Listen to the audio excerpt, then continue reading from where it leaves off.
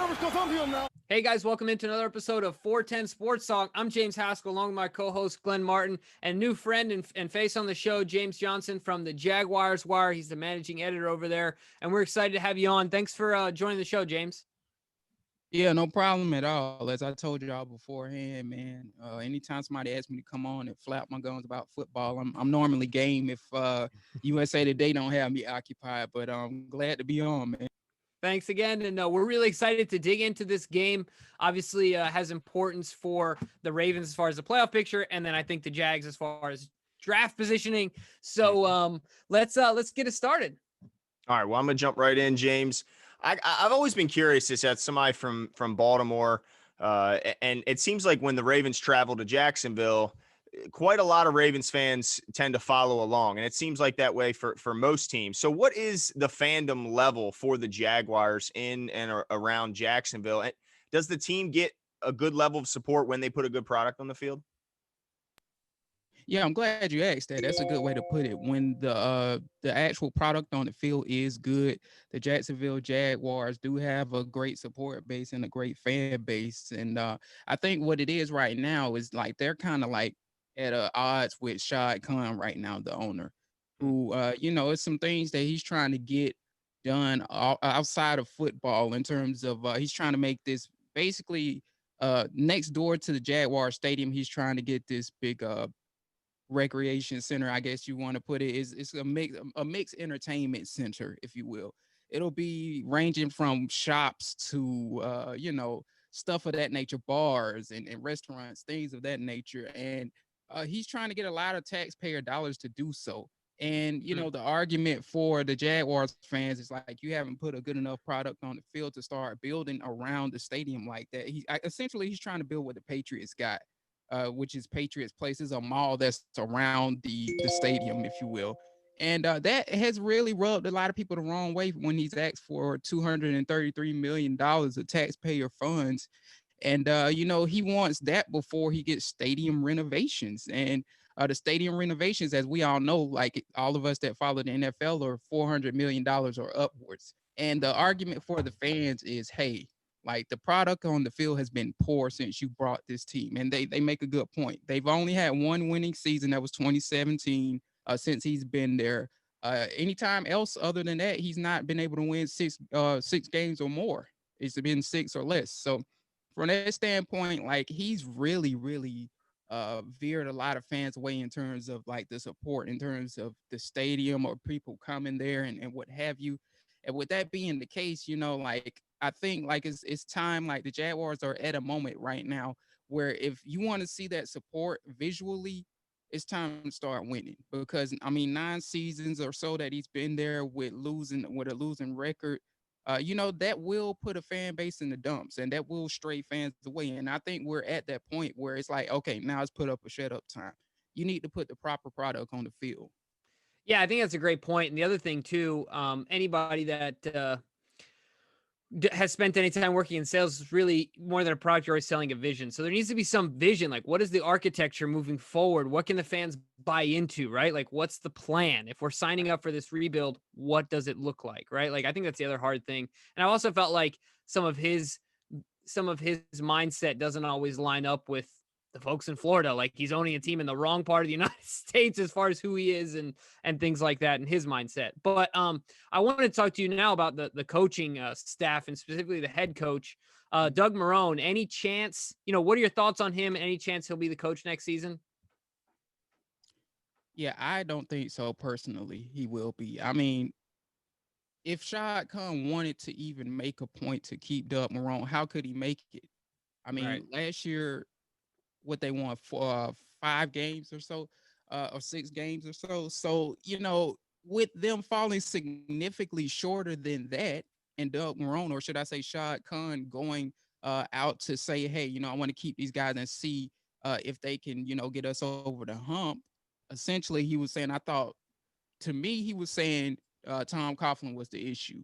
And without Tom Coughlin in this equation, I want to see what the GM Dave Caldwell and Doug Marrone could do. Of course, the GM Dave Caldwell was fired last month. But, since that moment, there is no more Tom Coughlin, and they've fallen short of that that 5-win goal, that 6-win goal that they had last year. They fell short of that significantly. That being said, like at that point, what can Shad Khan say that justifies keeping Doug Marrone? I mean, yeah, sure, they've been in some close games since the bye week. I mean, aside from the Steelers game and the Tennessee Titans game, which was last week, but for the most part, they played teams close, and you could tell they definitely are playing for Doug Marrone. They haven't given up on him. But that being said, like it's just no more. He's ran out of excuses to keep Doug Marrone. And I mean, when you got rid of Dave Caldwell, you essentially sealed Doug Marrone's fate anyway. When you got rid of Caldwell last month. Yeah, and I think that's that's another part of what I was saying, the vision. So now you get rid of the GM late when you could have done it. You could have made different moves earlier. And so now you put yourself in an even more compromised position moving forward as far as the draft and rebuild and stuff like that. So it only gets worse. I totally understand the fans on that. Yeah, I mean, you let the GM do all the off-season trading and offloading all these guys, and then you get rid of them. Kind of strange there. But I know that the Jaguars. I'm sorry. Go ahead. Yeah, I didn't mean to cut you off. I will say this too. I do think that it was possible Shad Khan went to Marrone and Caldwell at the beginning of the season and just said, "Look, guys, do the best you can record wise, and we'll talk after this. But mostly, for the most part, fix the salary cap for crying out loud, because it was heading in the wrong direction, and fix the roster because it was a lot of mixed personalities in there, if you will. Fix the roster and fix the salary cap, and I think they did that to their defense, but it came at the cost of only winning one game at the moment. So at that point, you still got to get rid of them because you were looking to make some kind of progress or even get close to the win total from last year. So I guess like that's where they were with it, and the rest is history. Yeah, absolutely. Well, the Jags, I believe, have stated that Gardner Minshew will be their starter for at least the Ravens game in place of Mike Glennon. And to me, as a Ravens fan, I'm much more concerned with Gardner Minshew at quarterback than I am Mike Glennon. I think Minshew gives them a much better chance to win. But my question to you is, what do you think the Jags have in Minshew? Is he just a good backup, or do you think with the right talent surrounding him, he could develop into that franchise quarterback? I think me personally, and this is a subject that Jags fans are somewhat divided on. I would say like along the margins of like it might be a quarter of their fans that believe in Minshew and the other 3/4 don't. I'm along the lines of the 3/4 that believe he's just a career backup. Mm-hmm. And I think, even if you wanted to prove or see if he's the guy next year, right? They've put themselves in a predicament, and it's not necessarily a bad thing, where they're probably going to be picked first or second overall. With that being the case in this quarterback class coming up, even if you believe in Minshew, you can't justify passing on Justin Fields or Trevor Lawrence. Justin Fields would go first in any draft if he wasn't lined up with Trevor Lawrence. Trevor Lawrence, if you could get the first overall pick, which is a long shot because the Jets are very, very bad, you can't justify passing on Trevor Lawrence for Gardner Minshew. So you can't make the case to pass on either one of those guys for Gardner Minshew, in my opinion. And regardless as to if whoever is the next GM believes in Minshew or not, I think like Minshew's fate is sealed because of that reason alone. Yeah, no, that's a great point. I think it'd also be interesting as far as the draft goes to see if any of these guys, you got the Jets and the Jags, how many of these guys are going to flex their muscles as much as possible. Like, Lawrence has already talked about staying at Clemson. If a guy gets drafted by the Jags, does he try and pull a Eli Manning or something like that? Not that the Jags would deserve that, but right. I could see guys trying to do that. So that'll definitely be interesting as well when we get to the draft. But the other thing, outside of Minshew, one of the things that he has that we find ourselves being jealous of a lot of teams, the wide receiver groups. And so, of course, you got DJ Chark, you got Cole and Chenault Jr., pretty good group of receivers. After Baker and the Brown torched the Ravens secondary, Glenn and I are a little concerned. What is your take on the matchup, of course, between our secondary and those Jags wide receivers? Yeah, going back to what I was saying, with the Jaguars, they have shown the ability to play teams competitive that they shouldn't be able to stick with. At the same time, they got blown out by some teams as well that are pretty good as well. So, like it's a coin flip what team you're going to get. I think the key is, the thing I've noticed, if you hit them in the mouth early and don't let them linger around, then they are, when you knock them out in the first quarter, essentially, then you pretty much got the game won. Is how I'll put it. Now, in terms of these receivers, like I'm personally high on the receivers that they have. I've always said like it's one of the better units that they have in terms of the team in totality. And I would even go as far as saying like in the beginning of the year, I would say like they were perhaps a top 10 receiving core in terms of what they have to offer. But they got a mixture of guys that could do everything. Although DJ Chark hasn't really been able to find his groove this year. But I mean, when you got the issues at quarterback that you've had, I mean, like he's had Mike Glennon throwing to him. He's had Minshew throwing to him. He's just had this carousel of quarterbacks throwing at him. So that hasn't helped him. But, even when he hasn't shown up, it's been moments where Keelan Cole just shows up out of the blue. And he's played so well that he's made a case to be re-signed this year. So he's a very dangerous dude that you got to look out for that offers some speed down the field or whatever the case may be. Laviska Shenault, he's kind of struggled to find his groove since he was dealing with a hamstring injury. But before the hamstring injury, he looked pretty good as well. I mean, he was one of the contributors to this rookie class that definitely, when we look at the end of the season, it's not going to be a lot of good to say about the Jaguars, but their rookie class is going to be one of the things we say is the good that came out of this year. And he's a key part of that. He's proving he could do it all, man. Like he could take snaps from the backfield at running back. He's a guy that doesn't go down easily. Like he's normally dragging two dudes with him when he's out there as a receiver. He could play from the slot. He's very, very intriguing as a receiver. And, whenever they get a new GM or whatever the case may be, he's going to be one of the guys that GM looks at as like, hey, that's a piece that I could build around it and go forward with. So, yeah, that receiving core is very dangerous. And with Minshew being a little bit healthier, he had the thumb injury earlier in the year. There is the potential for them to have a good game against this Baltimore Ravens secondary. Yeah, after that Browns game, before that Browns game, I was a lot more confident than I am right now coming out of it. There's no doubt about that. But you talked about pieces to build around, and I think earlier this year when the Jags released running back Leonard Fournette, a lot of people were kind of surprised. They thought he would be one of the building blocks that they might think to build around. And then James Robinson comes out of absolutely nowhere after going undrafted at Illinois State, and now has the most yards from scrimmage in NFL history by an undrafted rookie running back. And there's still 3 games left on the schedule. So, I mean, is this now, can we now cement him as the running back for the future? Absolutely. Absolutely. And when the Jaguars got rid of Leonard Fournette, I don't think anybody knew that James Robinson would be this good, but he was a guy that we personally at Jaguars Wire had circled. We put him in our first roster prediction that happened after the draft, which was like the May the 1st or something like that, literally like a day or two after the draft had began. And people were wondering why do you believe this kid is going to make the roster? Who is this James Robinson kid?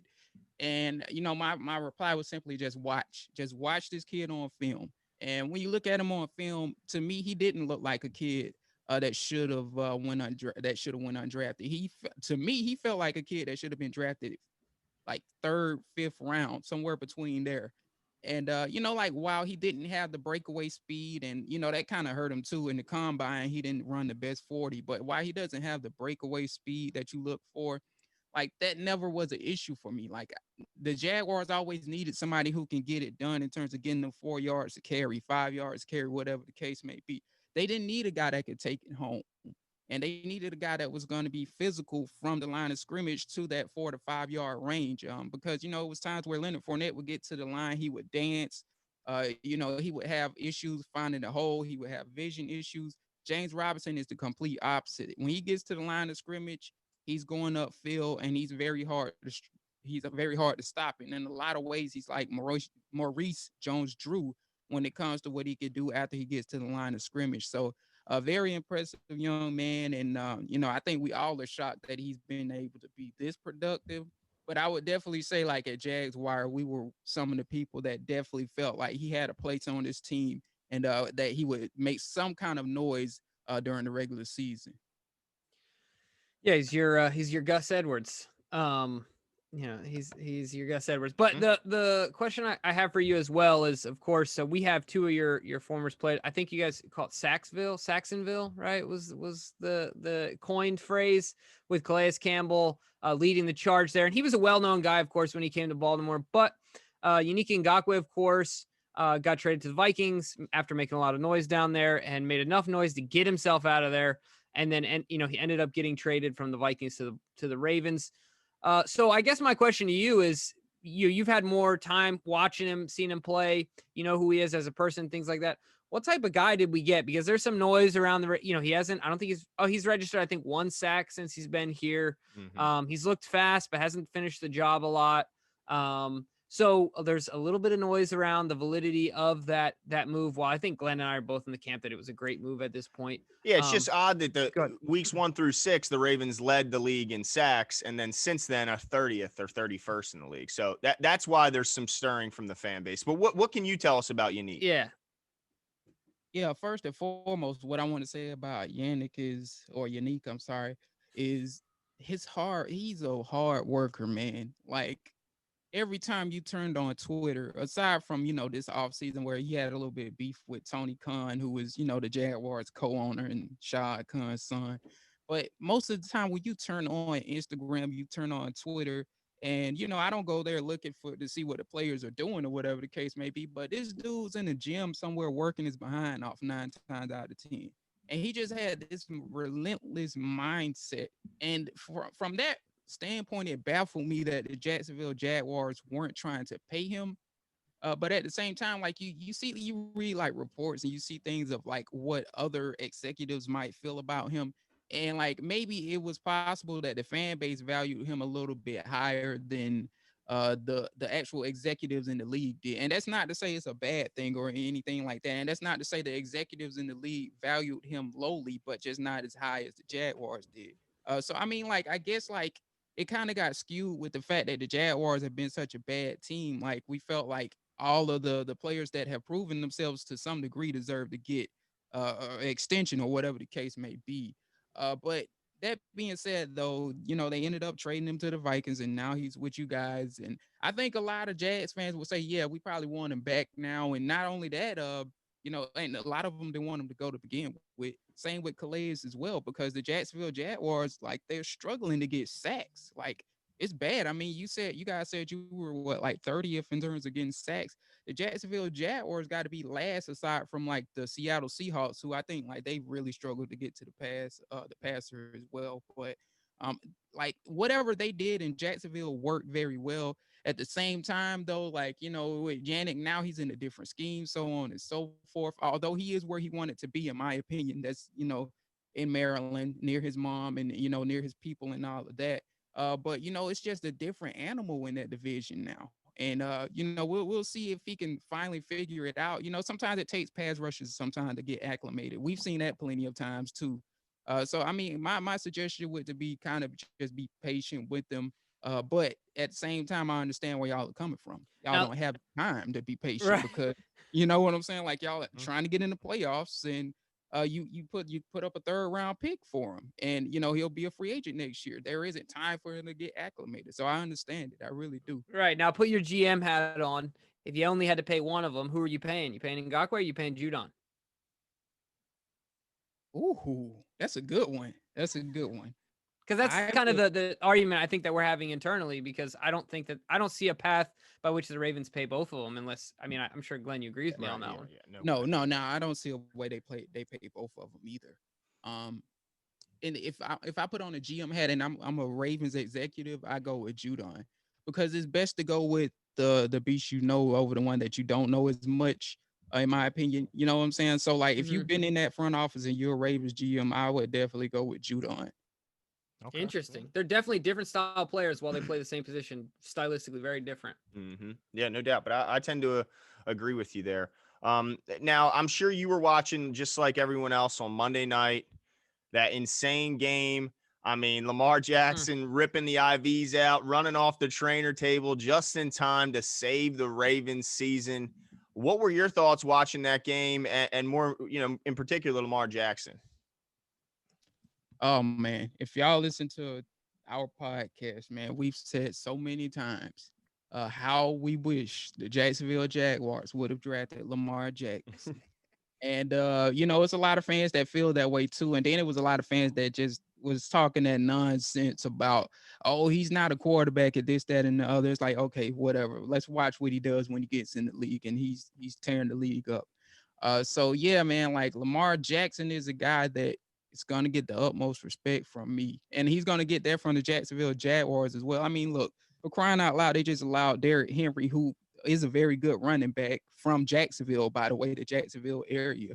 They let him run 200+ yards on them. So that being said, the Jacksonville Jaguars are probably going into this game very concerned, as they should, because and it's no way you can. My thing is with Lamar, it's no way you can simulate what he does. That's the issue the league has with nobody can simulate that in practice. Like a handful of teams maybe got a guy that was a track star or whatever the case may be on their team but plays receiver.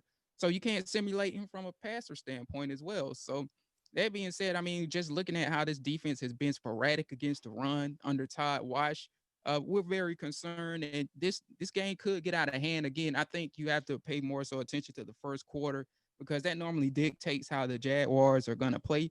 If they come out and they're having some success on defense in the first quarter, then they'll linger and they'll stick around and they'll make it close. But if Lamar Jackson comes out there in the first quarter and just like bust it wide open, and you just go from there, like it's pretty much done if he has success from that first drive, or the first quarter is how I would put it, if he had success from that point on. So you've kind of gone over it already, but one of the things I'm curious to know, if there is a way for the Jags to come out and steal this game out from under the Ravens, if you could bullet point, one or two things defensively and one or two things offensively, what do they have to check off the list? You broke up a little bit. Say that one more time. No, yeah, I was just gonna say that if you could bullet point two things defensively that the Jags have to do to steal this game out from under the Ravens, and two things offensively, what do you think that checklist looks like? Yeah, well, I saw when on Monday Night Football, Nick Chubb had a lot of success, and I'm a Nick Chubb fan because I'm a UGA guy, so I'm or UGA fan, should I say? So I think they have to, and this has kind of been the trend of all of their games, albeit they only lost or they only won one. They do not need to let this game get out of hand to the point where they get away from James Robinson.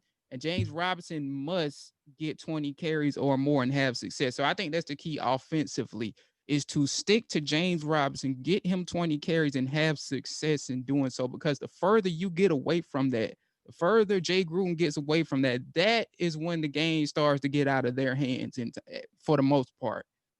So on defense, I think I would definitely say it's probably a matter of because I don't think you can contain Lamar like that. And not this team is, in my opinion. But I do think their young guys it's gonna vary on their young guys. The one smooth defensive end who has come on strong late in the season, and he just has these surges late in the season anyway. Like he's an end of the season type of player. The one smooth must be active in this game. Because they're without Josh Allen, he's on IR. And the other guy that needs to be active for the Jacksonville Jaguars to have success, in my opinion, not named Miles Jack, who is, he's playing at a Pro Bowl level, but Kayvon Chason. And that's their second first-round pick that they got from LSU. He's come on strong lately, as of the last 2 games or so, you could say. But early in the season, people were concerned like we might have a bust on our hands, and essentially he was drafted to replace Yannick Ngakoue. And now this kid is like, I think he had like 8 quarterback hurries in the last 2 games. And that's huge, because this team is, they've struggled to get to the pass rusher, and he especially struggled to get to the pass rusher. But he's getting home now. And I don't know if he'll necessarily be able to get there home on somebody as quick as Lamar Jackson, but if you could force some errant throws, this, that, and the other, that's all you can ask for out of Kayvon, in this game with such a dynamic quarterback. Yeah, by the sounds of that, I hope Lamar has his cramping under control, because he may need to use those legs to get out of some trouble. Well, if you had to look into your crystal ball, we hear what the Jags need to do to get the win, but let's hear what actually will happen in this game. Go ahead and look into your crystal ball. Give us your prediction. Who wins and why? Oh yeah, the Ravens definitely win this one for me. Albeit, like when you look at the Ravens on film, they're not the same fear as I guess I would say as feared defensively as they used to be. They're around that 15 range in terms of, where they rank in terms of statistically and what have you. But at the same time, though, still, I think they're still a talented enough defense to where they could play. I always go back to this game. They could play Gardner Minshew like the Saints did last year.